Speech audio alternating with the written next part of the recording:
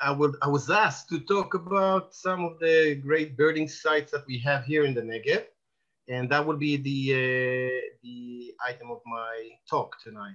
So we will go through a journey together in the Negev, with the purpose of highlighting some of the best birding spots, birding sites in the Negev, getting to know a little bit about the birds that you can see there. Obviously, we can't go through the hundreds of species that we can find in the Negev, but we will try to look at some of the sort of more important or more iconic birds that, that people come from all over the world to come to see in the Negev. So I will just, so I hope you'll enjoy it. I hope it will take, as Jay said, 45 minutes. Might be a little bit longer, but I'll try to speed up. And for that, we'll have to go quicker through the sites. But I'll just share the screen. And okay, is that okay, Jay? Can you assure me that everybody sees that? Yes, that's fine. Excellent. So just get it to work. All right. So basically, that's the item. Tour through the main birding sites of the Negev Desert. Some of you might know that there's the Negev Desert. Some of you might have visited here, and some of you might have not. So just to know what the Negev is, first of all, before I go, just sort of like a quick line. I will try to say the name of all the birds that appear in the talk. All the photographs were taken by me. Some of those who are not, I will try to mention that as well. Just maybe before that, a little bit about myself. I've been a keen birder since my childhood. Grew up in the north of Israel, actually, in the Kinneret, near the Kinneret Lake, Sea of Galilee, where my passion for birds sort of was born there. And later on, I moved to the Negev Desert independently, studying in an environmental high school, boarding school in Sde Boker, where I got to know the birds of the Negev and the Negev itself, and fell in love with it. And ever since, I sort of go back and forth in and out from the Negev. Did a bit of a break in South Africa for 6 years, where I worked with seabirds, and then came back here in 2011, and since there I've been directing the birding center in Ramat Negev. So these two charming little birds in the north are hoopoe-lark, greater hoopoe-lark on top, and pin-tailed sandgrouse, and we'll mention them a little bit later. So the Negev, the first time, as far as I know, that the Negev was mentioned in the Bible is when Avraham actually entered the country. And he entered the country, Israel at the time, Canaan, from the north, and was pushed probably to the south, where less people inhabit the area. So that the Negev, the desert, is obviously the place where it's harsh to live and less people live in. And we know that. But what is the Negev?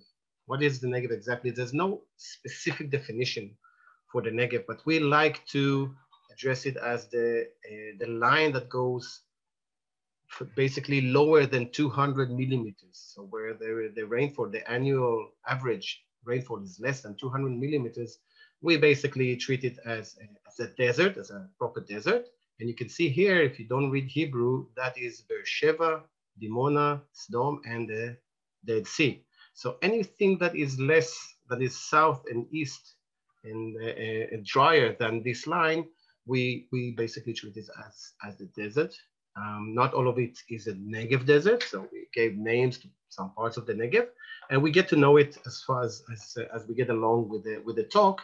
But we'll basically, if you can see the cursor, we'll try to do a nice tour around the Negev and end in the Dead Sea. We won't obviously invade Eilat area, because that's Noam Weissen's territory, and I don't want to steal his thunder. And I hope that you can, or you have managed to listen to him, hear his talks. And I'm sure that you will have an opportunity for that, and it's a completely different story, and I recommend it. So let's start. That's the map that we will basically follow. That will let us basically keep track of where we're going. This is a photo that I took January last year, or this year actually, January this year, in the northern Negev, in that area where we have this nice four-wheel drive that will escort and take us through the Negev, because the Negev, most of the areas in the Negev are hard to reach. Although today you can easily bird with you don't have four-wheel drive you don't need four-wheel drive to see everything. It just helps you. And these are cranes, common cranes that winter in the Negev, and especially in the southern parts of the country. We find them here in the western Negev. And this is where we're going to start. So most of you, when you land in the country, you land here in the center, near Tel Aviv, in the Ben Gurion airport, and then you just drive not much more than an hour and a half, and you'll find yourself here in the northwestern Negev. So if we are ready, let's go. Let's start the trip. We have reached here the northwestern Negev, just to let you know where we are, basically compared to places that you might know. This is Gaza Strip here, well-known area, not always for good reasons, but it's quite safe to bird here. Not quite, it's safe to bird here when obviously everything is going right. So we'll start here. The best time to come usually to this area is the winter. And why is that? Because then birds like this, like the dotterel, חופמי ערבה, winters here. So this charming little bird that arrives here wearing its winter plumage arrives from the tundra in the north and doing a vast migration trip, and prefer this sort of plain habitat and spends all the winter here. This is a bird that a lot of birders seek to see, and will spend a good, let's say, I had a couple of times a flat tire just to reach the area where you can find them. But if you do find this flock, you can sometimes count more than 100 birds in the same flock, like soldiers. It's a pretty bird, and this is basically this bird found in the natural habitat. Now, a lot of these areas in the northwestern Negev, since it's based on a less soil, the less soil is a very specific soil that you find mainly in the northern parts of the Negev and the central parts of the Negev. It's a very rich soil, but also very, very, very preferred by agriculture.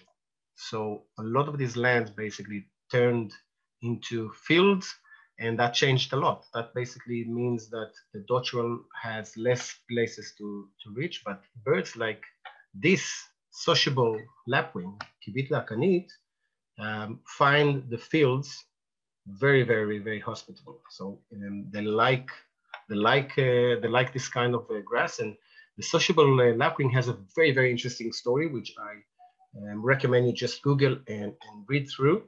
This bird it's called sociable lapwing because it was seen during mainly the 19th century in the tens of thousands, huge flocks that winter in India.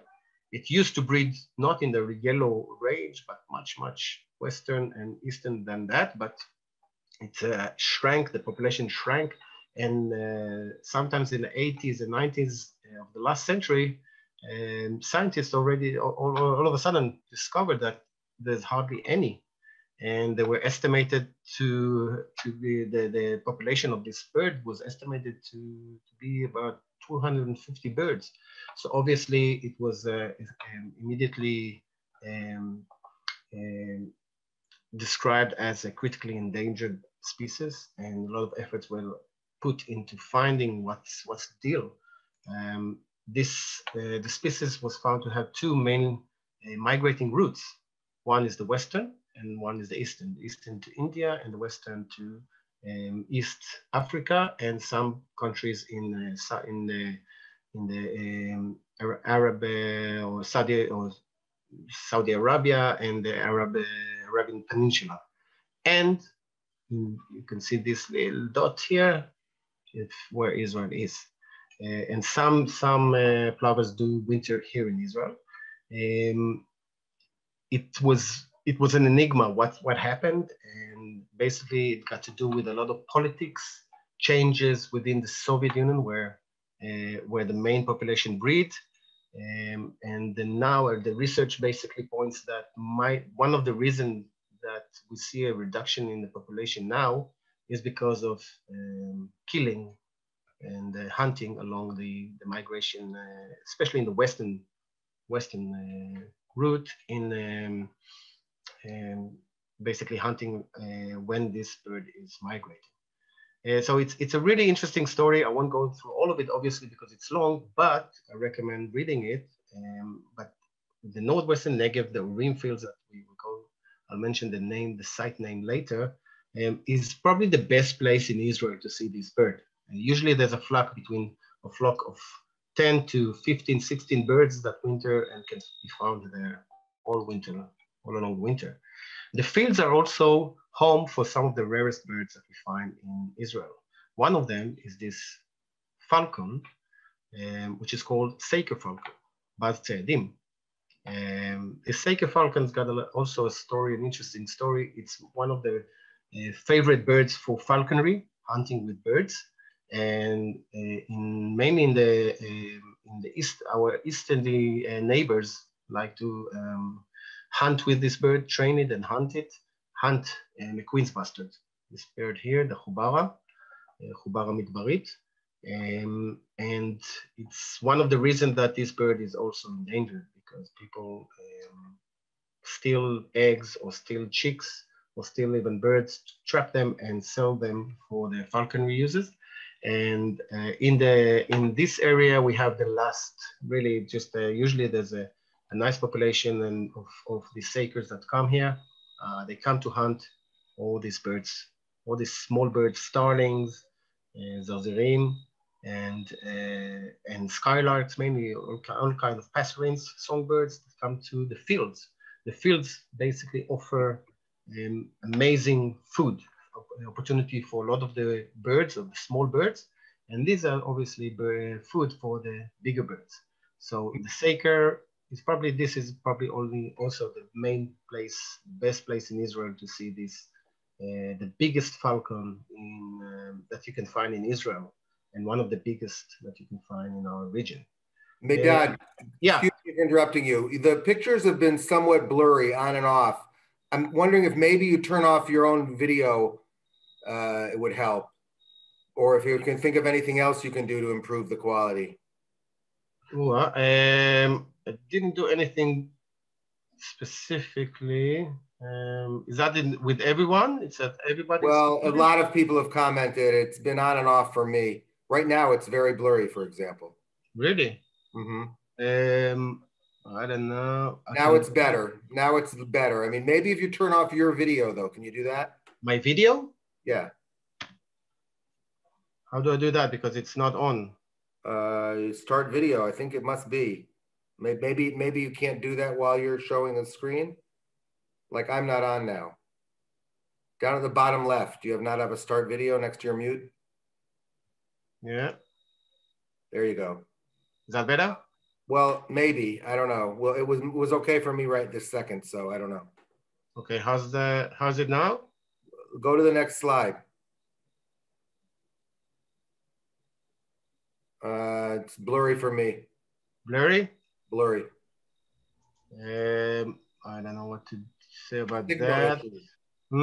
Ilana Stein says it's signal issues, but I don't know if you can deal with that. Meidad. Yeah. I think it's your internet connection, but maybe you can try to stop sharing and start the share again. Okay, I'll do that.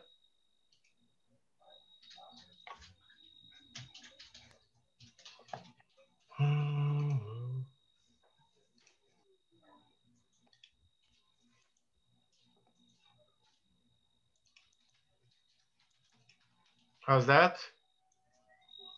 Still blurry? That's a better. Better. Better? Okay, well, let me know if it happens again. Just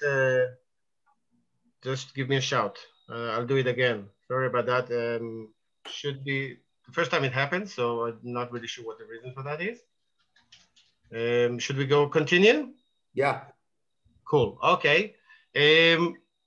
So basically, we're still in the northwestern Negev, and we are going to leave this place soon, but we can't do it without seeing some of the iconic birds, such as this Eastern Imperial Eagle, Shemesh, which also comes in the quite large numbers in relation to other parts of the country. Merlin, Basgamadi, and Caspian plover, Hofami Asia, which is much, much rarer, but this winter gave a really, really nice show in one of the natural habitats that we find in this area. So really cool birds that you can find, most of them as easy as can be, and in the biggest numbers that you can find in Israel. So this is the most important, and I repeat, the best place to come here is in the winter, and some of the sites that you might want to remember as good sites to visit are Urim Fields, Re'im Reservoir, the Les Park, and the Soul Reservoir. If you want, obviously you can read it, you can write these names and later on investigate a little bit, and you can always obviously contact us, and we give all the information that is required. Now we will continue south, and we will visit this area. This is a very, very special area. I'm going there tomorrow, actually. This is the Nitzana region, and it's very famous for this little bird, not so little, one of the biggest ground nesting birds that we have, and that's in the Queen's bustard, Rahamit Barid. This bird, as we saw earlier in one of the slides, is a local bird. So it breeds in Israel, it migrates, but it migrates within the boundaries of Israel. So it will spend the non-breeding season in the area that we just visited before, the northwestern Negev. It just walks there. But in Nitzana and in other parts, but in Nitzana, the main concentration of this population, our population, is found. And in springtime, which is the best time to come, we will see the males performing this ritual, this amazing courtship dance. People come from all over the world to when they come to Israel, when they go birding in the Negev, or in Israel in general in the spring, every birder will spend at least a day or two in Nitzana, and one of the main purposes is to see this male performing the dance. It's absolutely phenomenal and really nice thing to see. But also some of the iconic birds are these sand grouse. Kata, this is the crown sand grouse. This relative of the pigeon is a brilliant flyer and can fly tens of kilometers just to drink. It needs to drink because it feeds on seeds, dry seeds. And what you can see in this photo, you can see the male tipping its feathers, stomach feathers, in the water. Doesn't make sense, right? Because when it flies, now it's much heavier, and it's against all logics. But basically, what it does is the feathers act as sponges, and they basically what it does is carries this water back to its chicks. The chicks wait somewhere in the Negev, in the most isolated parts of the desert, and they are trained to drink from the feathers. It's the only bird, only genus to do that, the sand grouse. To see that, it's a very rare and hard thing to do because very hard to find the nests. But if you're lucky, you can find it. This crown sand grouse is one of 4 species of sand grouse that you can find in Nitzana only, in Nitzana alone. One of the only places that you can find these 4 species in Israel. The fifth species is found in Elat, the Liechtenstein sand grouse in Elat and the southern Arava, and is not really found in Nitzana. So just a quick example, brief through the 4 species of sand grouse. This is the pin-tailed Pin-tailed sandgrouse. I would call it actually golden sandgrouse. Excuse me, Meidad. Yeah. I'm sorry to interrupt. People are saying that if you can say the names of the birds, both in English and Hebrew, a little bit clearer. Okay. Thank you. Yep. This is the pin-tailed sandgrouse, Kata Hadat Zanav. The previous bird was crowned sandgrouse, Katat Keter. All of these sandgrouse basically lay 2 to 3 eggs on the ground, and as soon as the chicks are hatched, they will leave the nest and follow the parents. So they won't stay in the nest. This is why it's so hard to find them. This is the black pellet sandgrouse, Kata Gdola, where you can see here a chicks just had this little drink here. You can see the hole in the chest. That's the male. Female looks a little bit different. This is the biggest sandgrouse that we have here in Israel, and it is mainly found in more rocky habitat and can be found also a little bit north than the Negev. And the fourth species that we have is the spotted sandgrouse, Kata senegalit. And unfortunately, 2 of these species, the pin-tailed sandgrouse and the spotted sandgrouse, are in a decrease in our region. We count them every month. For 6 months a year, we go every month to the same drinking spots where we know that they have to come and drink, and we count them.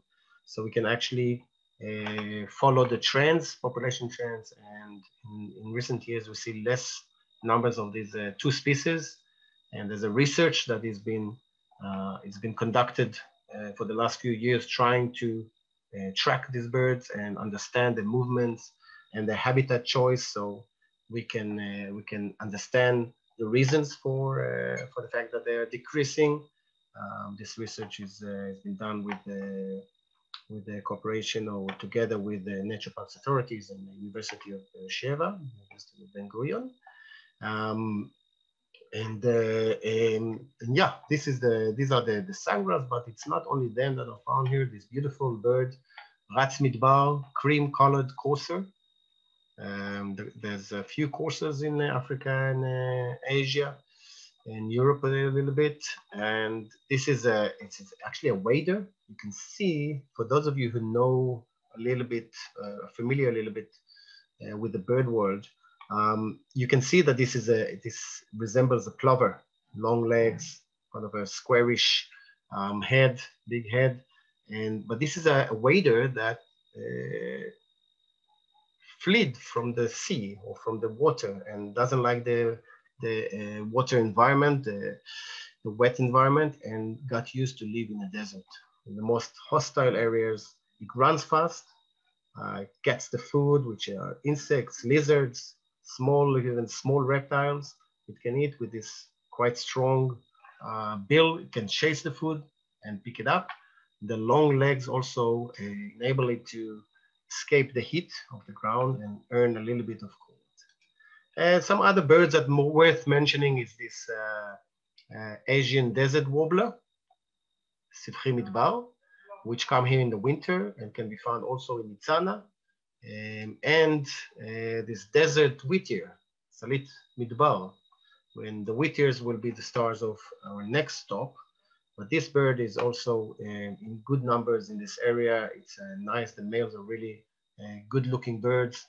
The wheatears usually found perching on this on small low bushes and looking for food from this height. There's not much, obviously, items that you can sit on and search and scan the environment, because there's not a lot of bushes in the area. It's still a desert, not a lot of trees, just small bushes, but it's enough for them. Just a small quick stop. Can everybody do you see and hear me properly? Yes, we see and hear you clearly. Sometimes the bird names escapes people. Okay. But that's fine. It's much better than before. Thank you. Okay, so it's a Salit Midbar, desert wheat ear. I will try to say it a little bit slower. Okay, the last one, as far as I remember from this this area, this spot from Nitzana, is this beautiful quail. The quail is not, and I put it here not because it's an sort of like typical bird for this environment. Usually the quail just migrate through Israel and nest in very, very small numbers. It's a very rare breeder, but it's quite well known from the last 2 years because it was the flag species for our fight against hunting in Israel. And last year, when the rains was the rainfall was really, really good, spread out beautifully in the region, and everything was green. A lot of the quails that migrated through the desert just found it suitable for them to stop here and breed. And that's an example of how birds can adopt to new conditions. And this is really a typical desert thing. The desert is unpredictable. And as soon as this quail found that the environment is good for breeding, enough vegetation cover, it just stopped and bred, and gives us a lot of hope. And for us, it was beautiful to see this kind of phenomenon. So the breeding site in this area are three main sites. Hubarahide, which is the railway wagon, which we turned into a bird hide that you can sit, and with the aid of telescope, you must have a telescope because they're quite distant, you can watch the queen bustard display. Celia's sandgrouse hide is a special place to see sandgrouse come to drink, and it's very recommended. And the Maritime Grove, which is a brilliant place to come and see migrating birds. So we are leaving Nitzana and continuing south, and we're climbing up mountains. We're going to the Negev mountain area. This is where we are now. It's based in the sort of center part of the Negev, and the habitat there is rocky, much higher. So the latitude there can reach up to 1,000 meters above sea level. 1,000 meters above sea level. So everything is changed. There's more rainfall, so birds can rely more on water. Birds such as this Salit livnat kanaf, morning whittier, relative of the desert whittier that we just saw earlier. A typical bird for this region. Lesser short-toed lark, Fonan ktsar etzbaot, that you can see here singing, also likes to be found. This bird is, it likes to hang up around sort of like low vegetated areas in the Negev mountain and a little bit in north. This is an endangered species as well, and quite rare in Israel.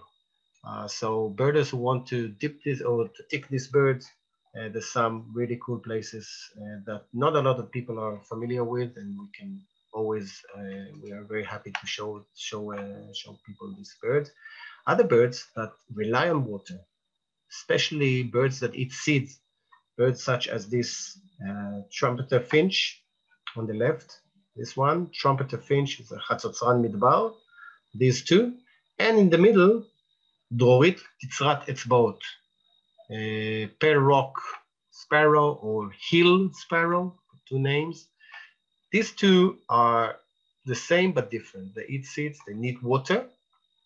This picture was taken in Lot's cisterns, which is old cistern, sort of that a group of cisterns, water holes that were built probably 4,000 years ago by the local settlers and remained almost as they were. Some of them were still kept on by, maintained by the local people who lived there, but they were built 1,000 years ago and still collect water. So if there's good rain, these holes, water holes, these cisterns will fill with water.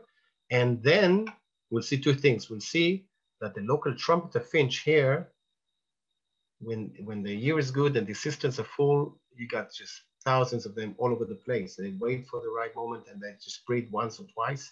and they produce as many chicks as they can. And this hill sparrow is sort of like taking an advantage of it. So now if you go in summer or in even in winter, you won't see this bird around. But what they do is they fly in flocks all the time. They're checking the situation. And if it's good, if there's water and there's good vegetation, food to feed the chicks, they will land and breed. It's more or less like the quail, but they do it on a regular basis. So usually we know if there was good rains, then this bird will breed here. Another visitor, rare visitor, but likes the mountains as well, is this wall creeper. Wall creeper, kotli, בעברית. This beautiful bird is very, very rare and found only in one place in the Negev so far. It's very hard to find it. It's very easy to miss it. But this bird is a winter visitor from Europe and probably from Europe. Meidad, I'm sorry. Your image is all again very blurry. Okay. Oh, it's coming into focus. I think it's your internet connection. It's a little bit too slow. There's not much I can do. I actually sit here next to the internet, and if it's something now, it's okay now. It's okay. Okay, cool. Okay, so I'll do it quick so the internet won't escape. So that's a wall creeper, and the nice story about it is that we haven't had a wall creeper in the Negev for almost 30 years. And it wasn't seen anyway in the Negev. And then, but 3 years ago, while guiding a pair of nice Americans, I spotted one, and it spent a couple of weeks in the same area. Probably a lot of birders from all over the country came to see it. And then obviously it was gone, but the next year it came back again, and the following year it came back again. So we're getting close to winter and very, very much waiting for this lovely bird to come and visit us again. And what it does, wall creeper, it's called wall creeper because it actually creeps and climbs on the rocks and on these small creeks and holes in the rock. They're looking for food, spiders, insects that they can find and dig with this longish tail. Sorry, bill. Three other really iconic birds of this area, which also offers great deal of cliffs, not as Nitzana, which is a large sort of plain area. The Negev mountain offers huge cliffs. If you visited Machtesh Ramon, then you know what I'm talking about. And this is what raptors, birds of prey, needs. This is the golden eagle. Zaov, golden eagle, the same species you have in the United States and Europe. We have a very southerly population, and most of it, not most of it actually, all of it, all the golden eagles in Israel are found in the desert. And they need cliffs to breed, to build a huge nest and large prey. So they feed on hares, they feed on even foxes, small mammals, small birds. This is an amazing hunter, used to breed, to feed also on tortoise. They catch the tortoise and they just threw it from the air and feed on what's left of the poor animal. Another raptor is this Egyptian vulture, Rahamit Barid. This is a bird that I remember in really large numbers when I was younger. Also breeds on cliffs. Used to breed in the north and the south. Now most of the population breeds in the south of the country. We have probably between 40 to 50 pairs left in the country. This bird is a migrate, so it migrates and spend the winter in East Africa, in Sudan mainly, and then comes back here. Most of them, some of them continue north. This bird is a scavenger, feeds on dead animals mainly, but it is known to be quite a smart animal. They learn how to use tools, for example, and they know how to break an ostrich egg when they are in Africa by throwing a stone at it, then using this very sharp and thin bill to open the cracks in the eggs and then have a nice omelette, enough for you for the whole day. They come back here to Israel around late spring, and they breed in the cliffs here.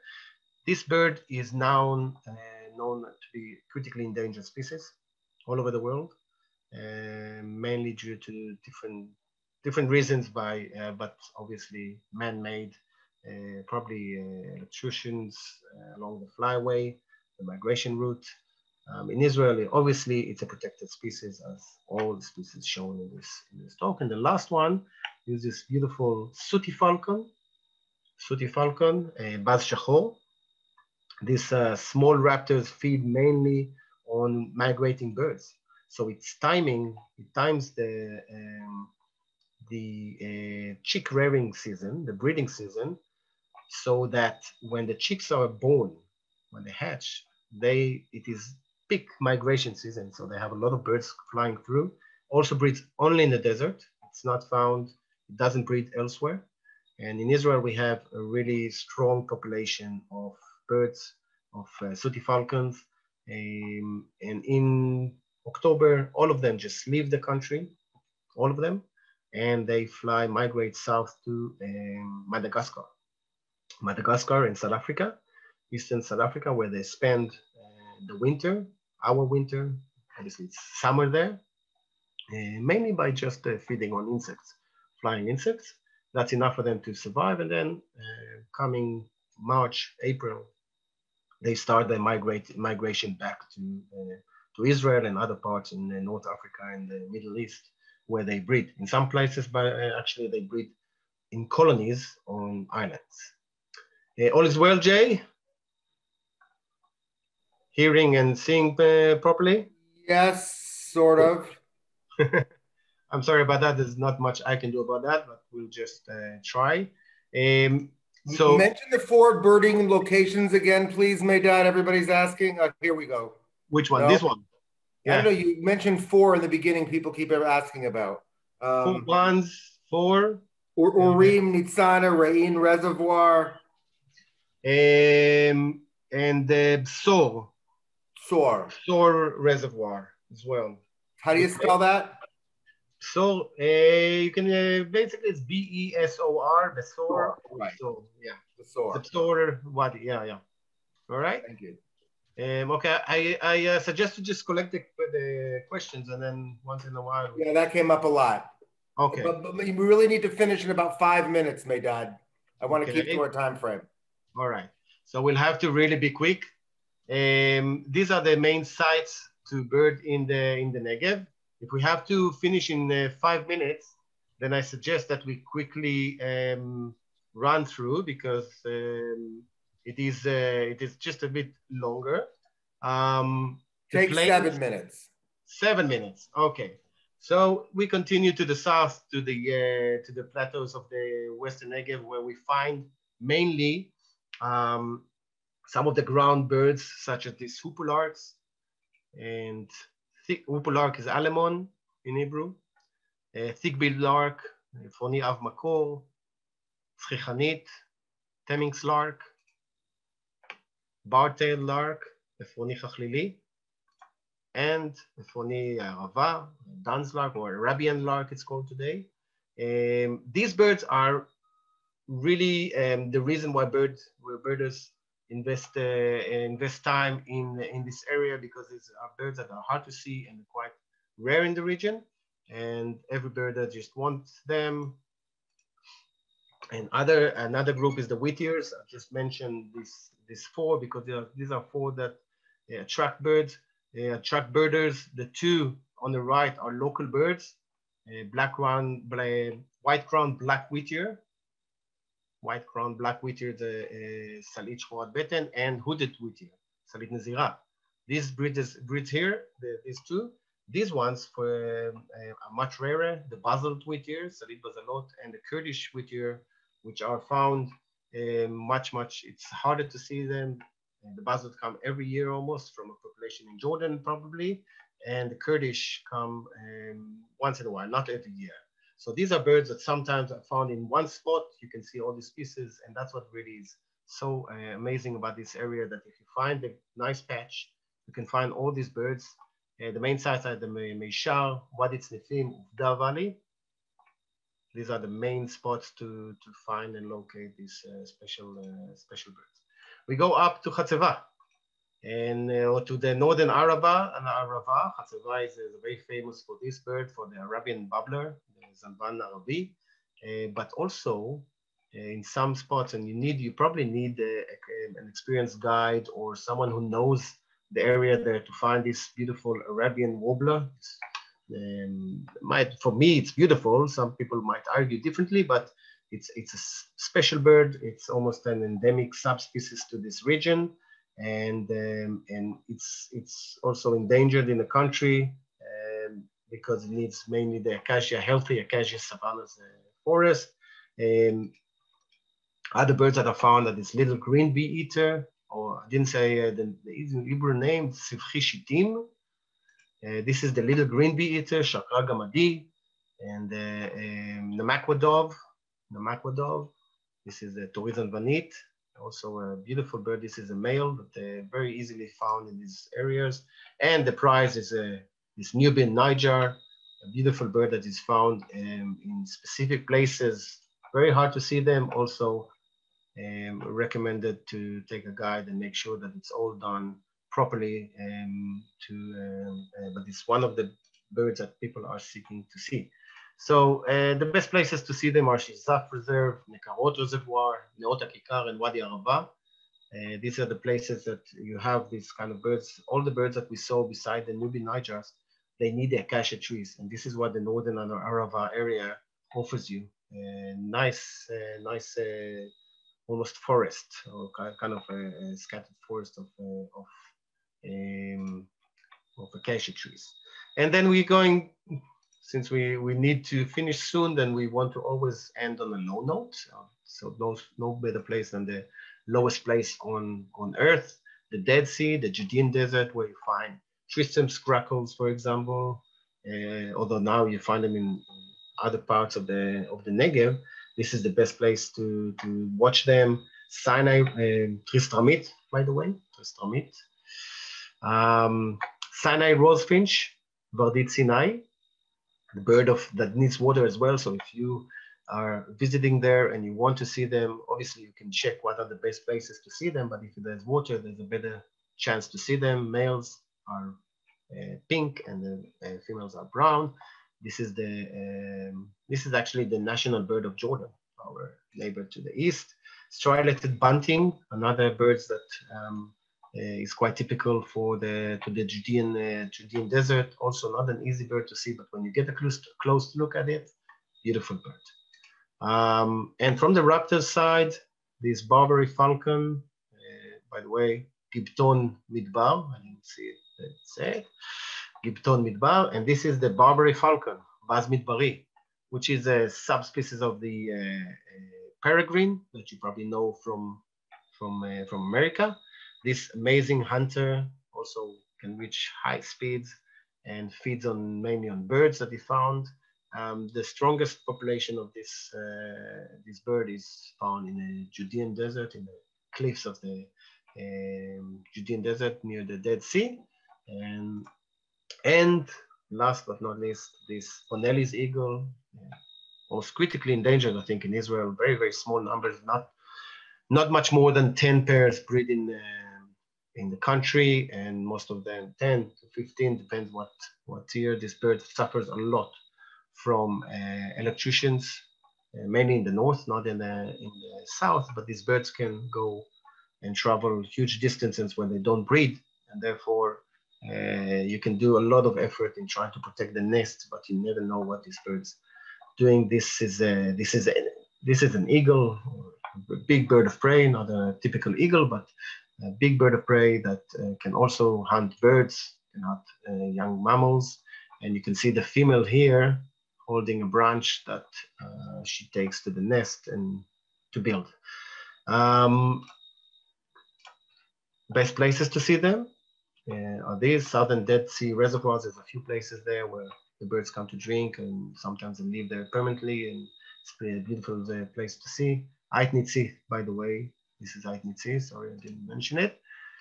Ein Bokek, Wadi Mishmar, Wadi Tselim, Ein Gedi, Ein Salvador, Ein Otsukim. You see, there's quite a lot of places to see them, to see the birds, and to visit each place is better for it's good for different species. But the best time to come there is usually in spring, but it depends. Depends what you're after. And at the end of the good day, obviously we just finished quite a big trip around. We saw a lot of birds. Always good to do some sundown birding, nice eggplant on the fire. And then, Jade, do we have a couple of 3-4 minutes to see this movie? We have a few questions. It's a 3-4 minute movie. Yeah. We'll go a couple minutes over, I guess, then, and we'll just answer a few questions very, very telegraphically. Okay. All right. So I'll put the movie on. Okay. Thank you. All right. And then we'll just go right to questions. Okay.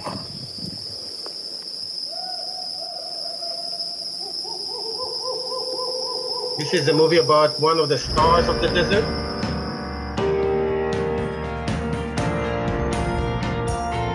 If you don't read Hebrew, this is fun.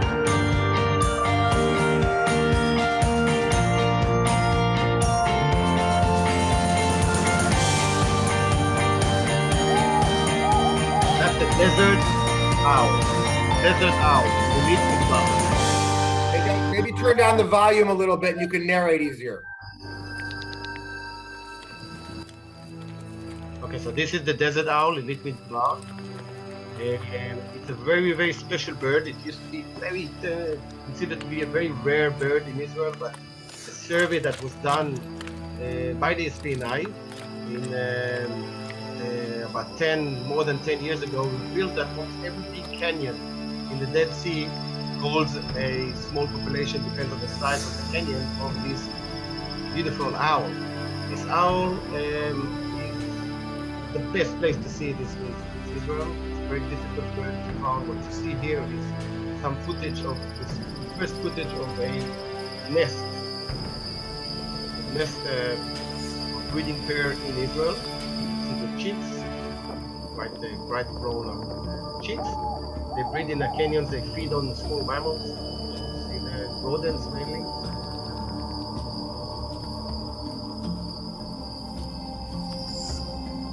These are the two young birds.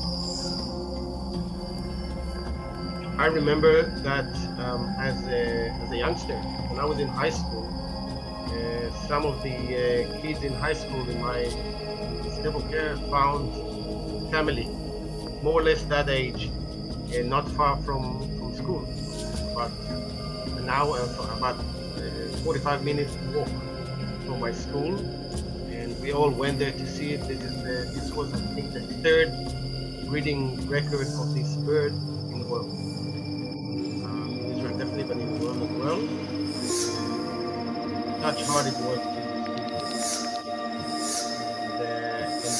and obviously we keep it very, very close eye, and not a lot of people had the luck to see this bird. The SPNI, we organize trips to see it once a year. We get special permits from the nature park authorities to go and look for this bird at night, and it's a very, very special experience.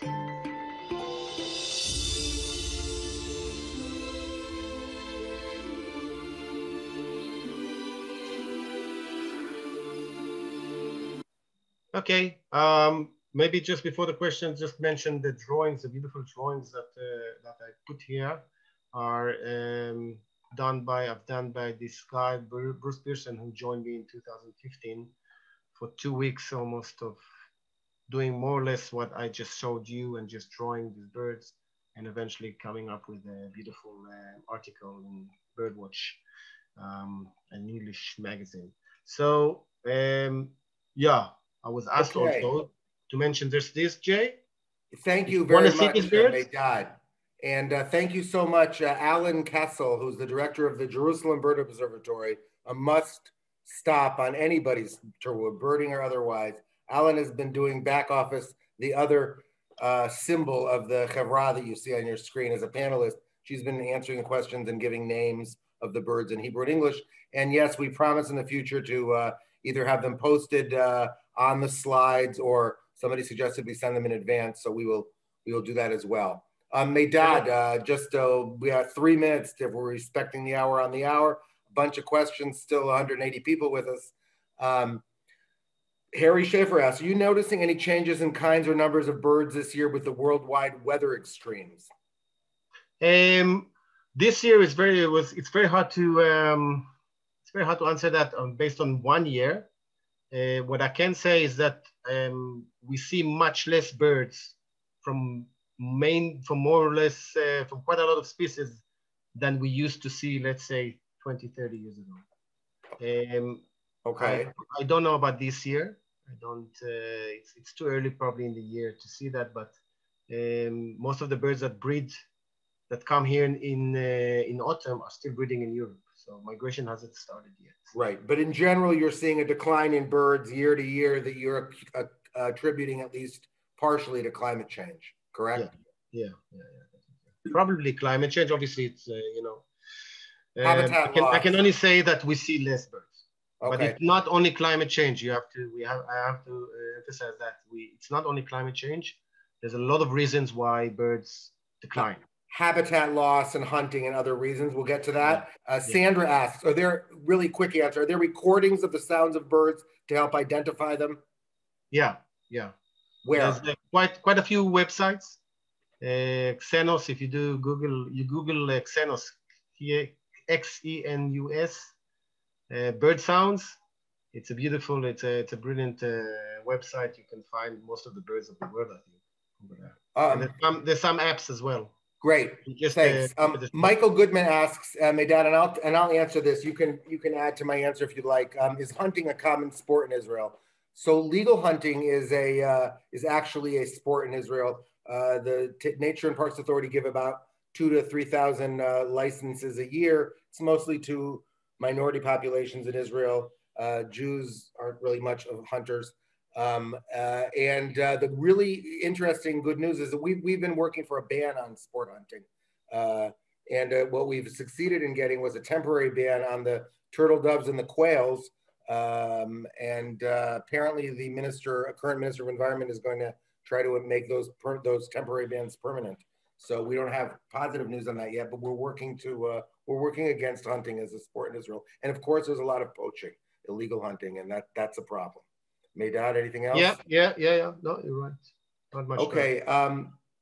Is the quail the one mentioned in the Bible, the Slav? Is it the same one? Probably.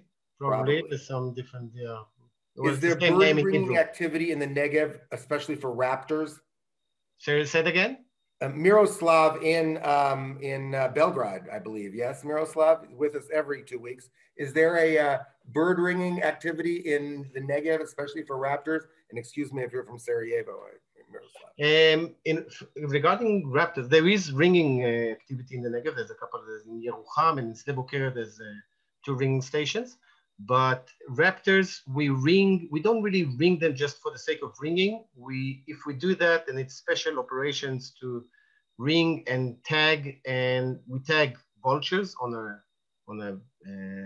basically every year. So, but we don't just ring them. We tag them. We give them number tags so we can actually watch them from ground. We can take photos of the numbers.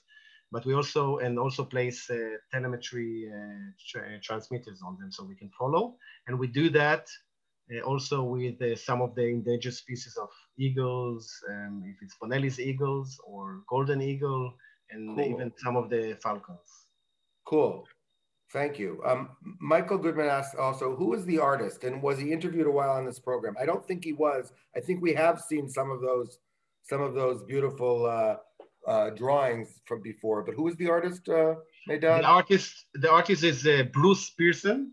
This one, Bruce Pearson. This is how you spell it. You can check it on the internet as well.